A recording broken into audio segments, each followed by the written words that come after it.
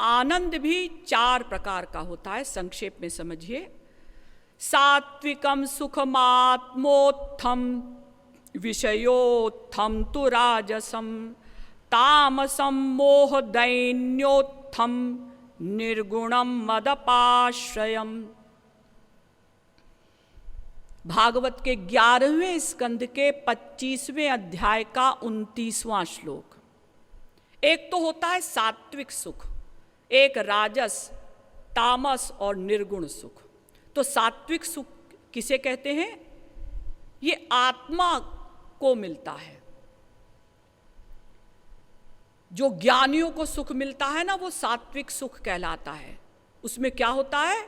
वो ज्ञानी अपने को शरीर नहीं मानता, आत्मा मानता है, और वो सुख बहुत बड़ा सुख होता है।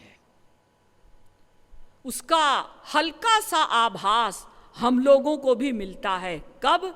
गहरी नींद में। जब हम गहरी नींद में सोते हैं, सपना भी नहीं देखते, और जब हम फिर उठते हैं तो हम क्या कहते हैं? सुख महमस्वाप्सम न किंचिदहम वेदिशम। आज मैं सुख से सोया, मैंने कुछ नहीं जाना। गहरी नींद में माँ सो रही है, उसका बच्चा कई दिनों से बीमार है, मर गया। मर गया, बाढ़ में जाए, हम तो गहरी नींद में हैं। यह है सात्विक सुख का आभास। दूसरा होता है राजस सुख। हम लोगों को जो स्त्री, पति, माँ बाप, बेटे, रसगुल्ला इत्यादि से सुख मिलता है, वो राजस सुख है। तीसरा होता है तामस सुख। अज्ञानतावश जो हम शराब पीते हैं, मांस खाते हैं और फिर बड़े सुख की अनुभूति करते हैं, ये तामसी सुख है। और चौथा है असली सुख, निर्गुण सुख। ये भगवदीय सुख होता है, असली सुख है ये, जिसमें अनंत मात्रा का आनंद मिलता है। अब जो ये ईश्वरीय सुख है ना, असली सुख, आनंद, इसके 2 विशेषण हैं। सत चित, यानी सत आनंद, चित आनंद। जैसे संसार में हम कहते हैं ना, ये नीला कमल है, तो कमल का विशेषण क्या हो गया? नीला। ये लाल कमल है, तो विशेषण हो गया लाल। ऐसे ही उस भगवान का जो दिव्य आनंद है, अनलिमिटेड हैप्पीनेस, उसके 2 विशेषण हैं, सत, चित। पहले चित को समझिए। चित माने भगवान का जो आनंद है वो चैतन्य है, जड़ नहीं। इसीलिए जब जीव अधिकारी बन जाता है, कंप्लीट सरेंडर कर देता है, तो भगवान उसको अपना वो आनंद दे देते हैं, क्योंकि वो आनंद चैतन्य है, जड़ नहीं। और उस आनंद को प्राप्त करके फिर तस्मिन् तज्जने भेदा भावात, नारद भक्ति सूत्र, फिर वो जीव भगवान के समान ही हो जाता है। और दूसरा विशेषण मैंने बताया सत। वो आनंद जो है सत है, यानी नित्य रहता है, कभी छिनता नहीं। संसार का आनंद तो छिन जाता है। पहला रसगुल्ला खाया, बहुत सुख मिला, दूसरा रसगुल्ला खाया, सुख और कम, तीसरा खाया और कम, चौथा खाया और कम, पांचवा खाया, सुख समाप्त, छठा खाया, उल्टी होने लगी। लेकिन भगवान वाला सुख नित्य रहता है और प्रतिक्षणम वर्धमानम, निरंतर बढ़ता ही जाता है। हमारे श्री महाराज जी ने एक पद बनाया है ना, अनुपम रूप नीलमणि कोरी, अनुपम रूप।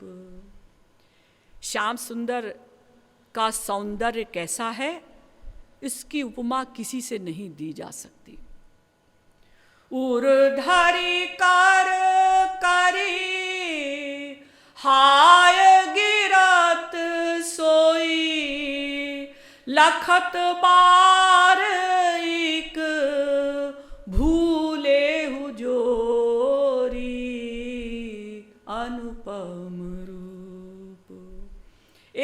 बार अगर कोई अधिकारी जीव देख ले भगवान को, तो उस आनंद को, भगवान के शरीर में जो सौंदर्य है, माधुर्य है, उसका जो आनंद है, उसको वो सहन नहीं कर पाता और ऐसे हृदय में हाथ रखकर हाय कहकर और मूर्छित होकर गिर जाता है। भगवान के शरीर में विशेषता क्या है? प्रतंगानि छवि कोटि अनंगनी सुषमा सुधा सार रस बोरी अनुपम रूप। भगवान के प्रत्येक अंग का सौंदर्य ऐसा है कि एक एक अंग पर करोड़ों करोड़ों कामदेव न्यौछावर किए जा सकते हैं। और क्या विशेष बात है भगवान के शरीर में और भगवान के आनंद में? आप जिस अंग को देखेंगे वही अंग लगेगा ये सबसे सुंदर है। आपकी दृष्टि गई भगवान के चरणों पर, हैं? भगवान के चरण कितने सुंदर हैं, इसी से सुंदर तो और कुछ हो ही नहीं सकता। फिर थोड़ी देर बाद आपकी दृष्टि गई भगवान के हाथों पर, अरे हाथ तो उससे भी सुंदर है। फिर दोबारा आपकी दृष्टि गई चरणों पर, अरे चरण तो और भी सुंदर है। फिर आपकी निगाहें गई भगवान की आंखों पर, अरे अब तो गजब हो गया, आंखें तो और भी सुंदर हैं। यानी भगवान का जो अंग आप देखेंगे वो और सुंदर, उससे भी सुंदर है ऐसा आपको प्रतीत होगा। जिनहि नांगनी नैनन निरखति तिनहि न कहा कहा सरस बड़ोरी अनुपम रूप नीलमणि कोरी अनुपम रूप। और एक बात और, एक विशेषता और है भगवान के शरीर में।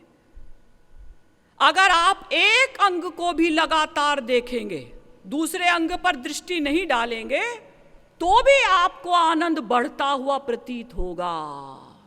इसीलिए तो वेद में कहा गया, यह पूर्वाय वेद से नवीयसे सुमज्जानये विष्णवे ददाशति।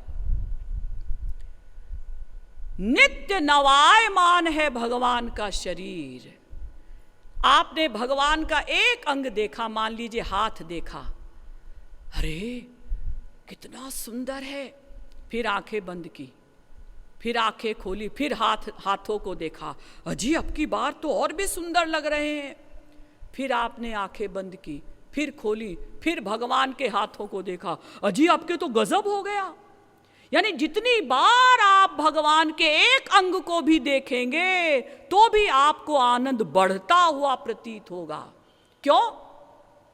क्योंकि भगवान और सौंदर्य बढ़ा देते हैं। भक्त का प्रेम बढ़ा, भगवान ने माधुर्य बढ़ा दिया। फिर भक्त का और प्रेम बढ़ा, फिर भगवान ने माधुर्य बढ़ाया, फिर भगवान ने और माधुर्य बढ़ाया, फिर भक्त का प्रेम बढ़ा, फिर भगवान ने सुंदरता बढ़ा दी। वहां प्रतिक्षणम वर्धमानम नित्य नवायमान है वो रस, वो आनंद। अंत में कृपालुदास भक्त कहते हैं, कहा कृपालु गागर महासागर आव नयतन करोर करोरी अनुपम रूप। ये आँखें, ये बुद्धि, ये हृदय अनंत अगाध समुद्र का क्या वर्णन कर सकता है? उनकी सुंदरता का कोई जीव क्या वर्णन कर सकता है? जिस प्रकार से गागर में कभी सागर नहीं समा सकता, इसी प्रकार से भगवान के गुणों का कोई गान नहीं कर सकता। तो ये भगवान का आनंद प्रतिक्षण वर्धमान भी है।